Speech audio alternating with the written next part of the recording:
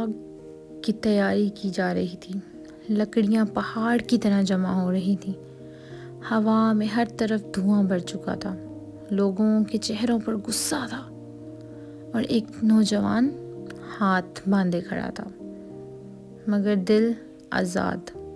وہ ڈرا ہوا نہیں تھا، کیونکہ جس پر سے یقین تھا وہ آگ سے بھی بڑا تھا۔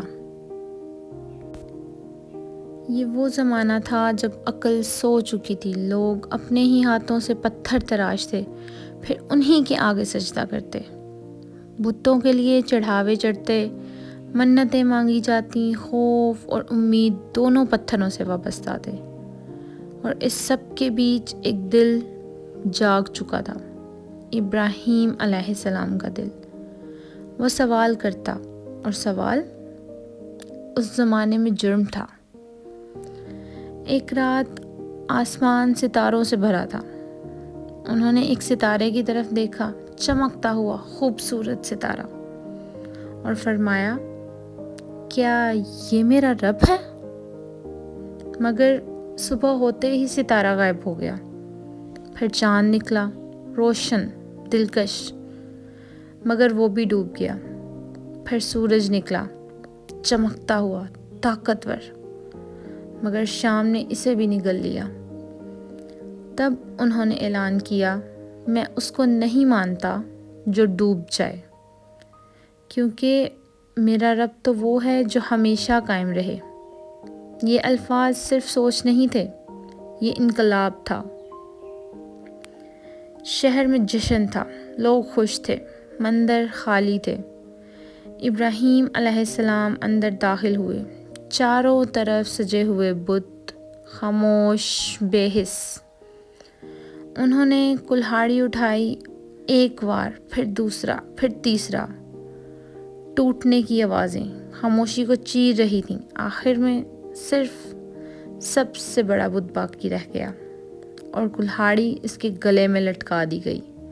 یہ طنز تھا، ایک کھلا چیلنج۔ انہی لوگوں کے ہجوم کے درمیان لایا گیا۔ ہر طرف غصہ تھا، آنکھوں میں نفرت کی چنگاریاں، بتوں کے ٹوٹے ہوئے ٹکڑے دربار کے سامنے رکھے گئے۔ سردار نے بلند آواز میں پوچھا، ابراہیم، کیا تم نے ہمارے بتوں کے ساتھ یہ کیا ہے؟ فضا ساکت ہو گئی۔ انہوں نے نہ جھجکتے ہوئے جواب دیا، بڑے والے سے پوچھ لو اگر وہ بول سکتا ہے۔ اور یہ جملہ تلوار سے زیادہ تیز تھا۔ لوگ ایک دوسرے کی طرف دیکھنے لگے، کچھ کے چہروں پر شرمندگی آئی، کچھ کے دلوں میں سچ نے دستک دی۔ ایک لمحے کے لیے ضمیر بھی جاگ اٹھا، مگر پھر غرور نے آواز دی، یہ ہمارے معبودوں کی توہین ہے، اور سچ دربار میں دب گیا۔ فیصلہ ہو چکا تھا کہ اسے زندہ جلا دیا جائے۔ لکڑیاں گھروں سے نکالی گئیں، بوڑھے، جوان، بچے سب آگ بڑھانے میں لگ گئے۔ دنوں تک لکڑیاں جمع ہوتی رہیں، پھر آگ جلائی گئی۔ شعلے اتنے بلند تھے کہ پرندے اوپر سے گزرتے ہوئے گر جاتے۔ گرمی اتنی شدید تھی کہ کوئی قریب نہ جا سکا۔ لوگوں نے کہا کہ ہم اپنے خداؤں کا بدلہ لے کر رہیں گے۔ چنانچہ منجنیق تیار کی گئی۔ ابراہیم علیہ السلام کے ہاتھ باندھے گئے، مگر ان کے چہرے پر خوف نہ تھا۔ روایات میں آتا ہے کہ اس لمحے فرشتہ حاضر ہوا اور پوچھا کہ کیا آپ کو کسی مدد کی ضرورت ہے؟ لیکن انہوں نے جواب دیا کہ مجھے اللہ ہی کافی ہے، وہ بہترین کارساز ہے۔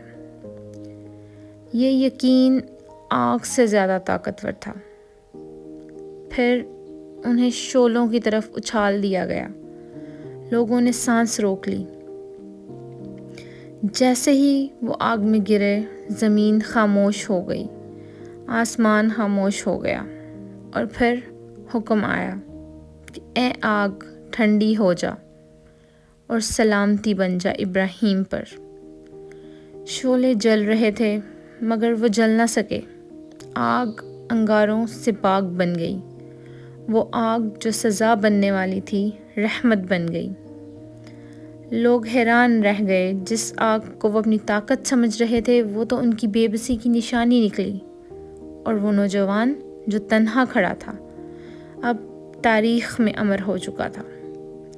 یہ صرف ایک معجزہ نہیں تھا، یہ اعلان تھا کہ جب ایمان سچا ہو تو آگ بھی حکم کی پابند ہو جاتی ہے۔ مگر کہانی یہیں ختم نہیں ہوئی تھی، کیونکہ جب ظلم ہارتا ہے تو وہ خاموش نہیں رہتا۔